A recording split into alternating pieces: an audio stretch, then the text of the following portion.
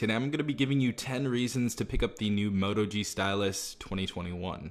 This video is for the people that want to pick up this device, that are thinking about buying this device but are on the fence about it and don't really know what to do. First and foremost, this device is a Motorola device, obviously, so this is going to be pretty much stock Android. You're going to have some good fluidity on this device. It's going to be quick and responsive. I've really liked Motorola's UI for a long time now. It's just a very simple or light skin over stock Android, and it doesn't really do anything crazy like Samsung does, but that's a whole other story. I feel like for anybody who's moving from a Google device, going to something, maybe getting something a little bit cheaper, this is definitely the device to get, and the updates are going to be shown in here as well. I actually just patched this device today. There was an update today on 225.21. So I'm sure we're going to get those updates. Motorola usually keeps us pretty full with those updates. So, the first reason, stock Android, can never go wrong. Second reason is that this has 4 gigabytes of RAM and a Snapdragon 678. Now the 678 isn't too impressive. I feel like it definitely gets you by with this device, but the 4 gigabytes of RAM is definitely where it's at. I'm happy that they put that in the Stylus 2021. I'm happy that we don't have 3 gigs of RAM, so games are definitely going to be quicker on this device. This device is going to be a bit snappier, and it's not going to really feel like it's a budget phone at all, honestly. Number 3, we have a 4,000 milliamp battery inside this device, so you're going to get all-day battery.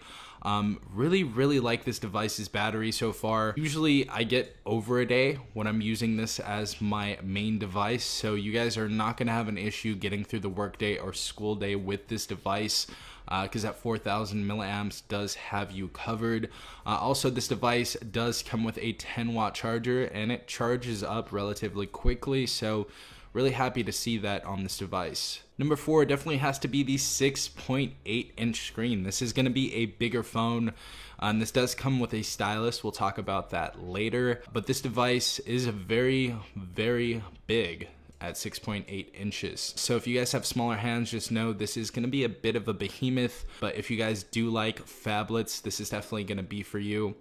Reminiscing on the past, like the tablets from 2012 and 2013, like the Nexus 7, that device was like 7 inches. So seeing a phone that is almost 7 inches is kind of crazy in 2021. I really did not expect this when I started out reviewing phones and stuff.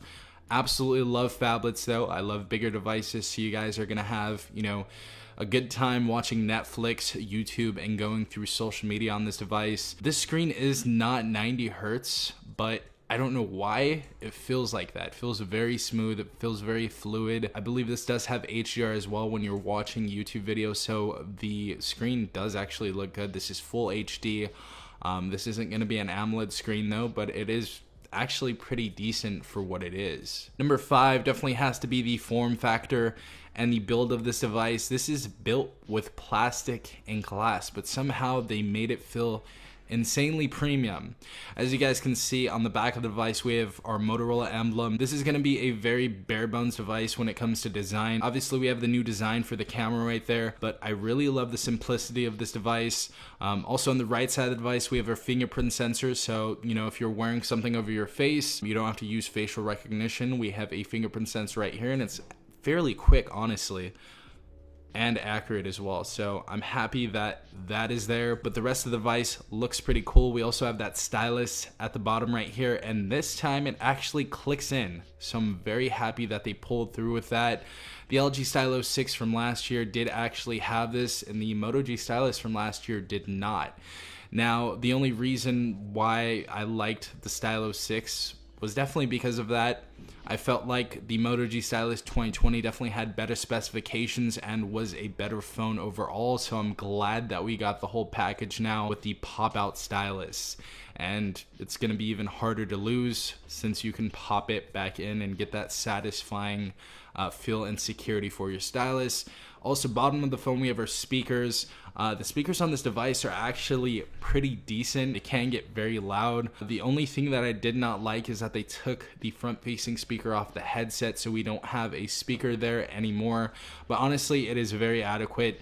It is going to be a decent speaker. It's going to get loud enough for you to enjoy videos and things like that. So really like the form factor of this device. Also this white right here, I really like this white color, and I believe it also comes in black. I need to check that one out later on, but build, definitely a plus. Sixth reason definitely has to be the camera. Now you can get some pretty decent shots out of this camera in good lighting. This camera doesn't perform too well in low light, but outside, you know, or in studio light, this camera is going to perform well. The other thing about this device is we actually have 4K on here. So we're gonna be able to record in 4K, and a lot of phones that are 300 bucks, the 4K isn't that decent, and this one is actually pretty good. I'm gonna do a video on this camera this week, and I'm gonna show you a bunch of different things that you can do with it as well, but really liking this phone's camera and the capabilities. Eighth reason is that this has 128 gigabytes of storage. I know a ton of other devices, especially the iPhones and the Samsungs, that you have to pay way more money, about $100 to $150 more just to get an upgrade on that storage. So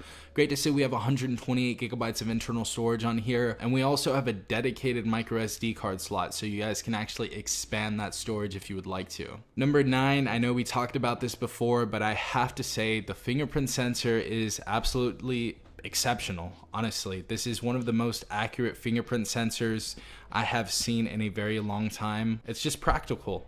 You have it on the right side of there. You know, you can go ahead and hit the fingerprint sensor with your thumb and it opens up 9 out of 10 times. So very accurate.